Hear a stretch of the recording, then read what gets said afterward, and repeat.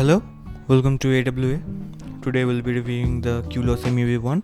It is a Bluetooth DAC amp. It's a pretty powerful DAC amp. I will go through the features first. The features are behind the phone or the camera, so it might look odd. So it's a 1100 milliwatt into 32 ohms. The power it has is insane for the price and the form factor. It consists of four gain stages: low, medium, high and super.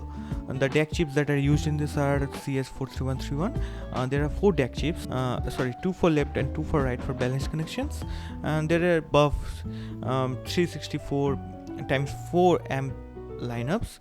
The battery in this is like 2500 milliampere. The it says the inductors and the capacitors are very optimized for the sound. The Bluetooth codecs that it supports are LDAC, aptX, AAC, SBC and aptX HD. So it's a good thing that it supports aptX HD, but I would like the aptX lossless format too.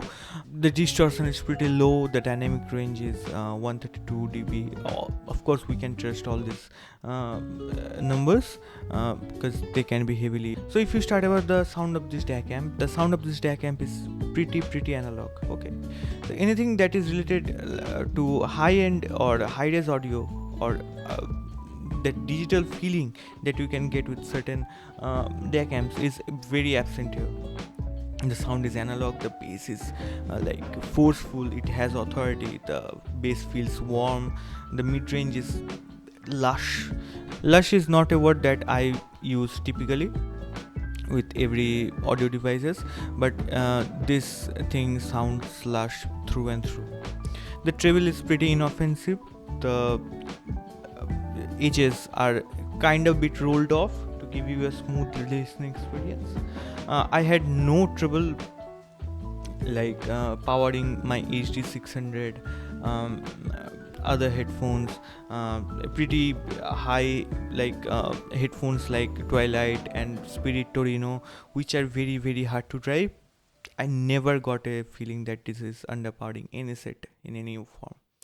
The Bluetooth worked quite well. The range is pretty good. I can connect it to my phone and roam around the room pretty fine.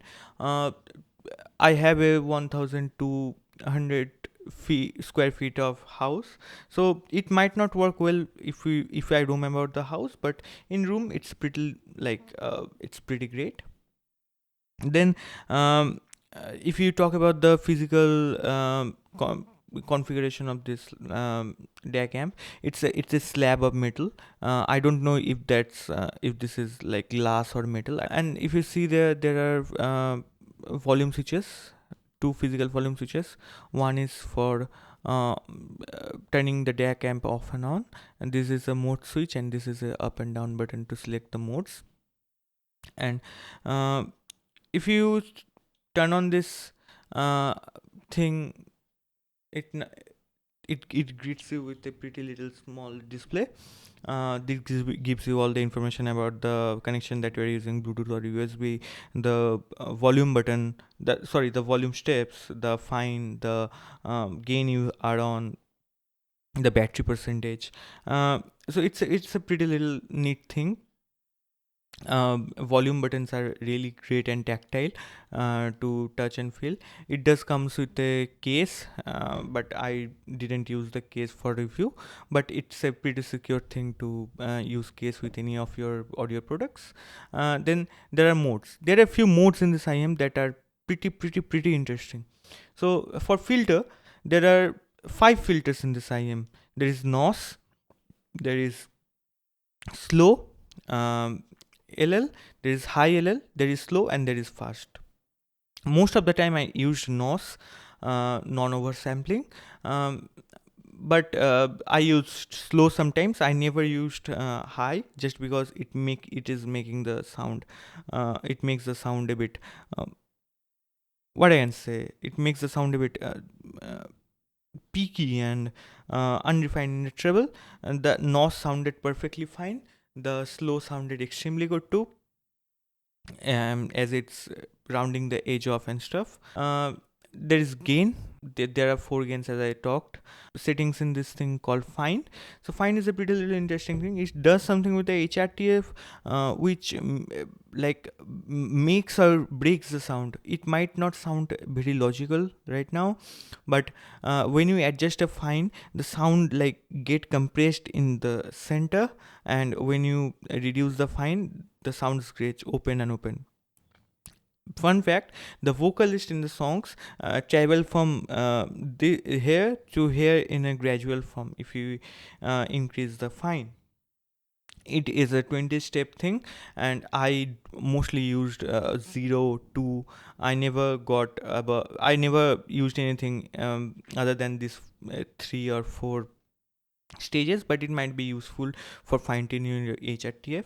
Then there is input. As you can say, you can select the input. There are one digital input and one SPDIF out.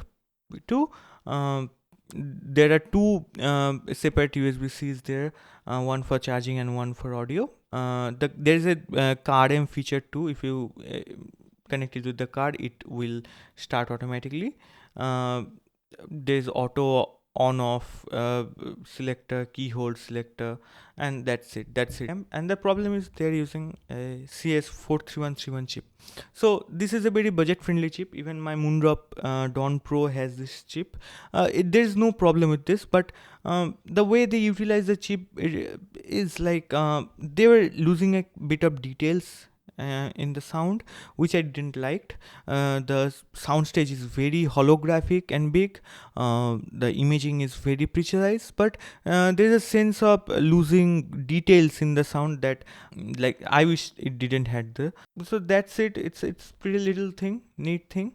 If you are going to buy it, do give it a listen first. It sounds analog through and through. I kind of like it. Not gonna lie, I kinda like it a lot. So that's it. That's for my review. Bye.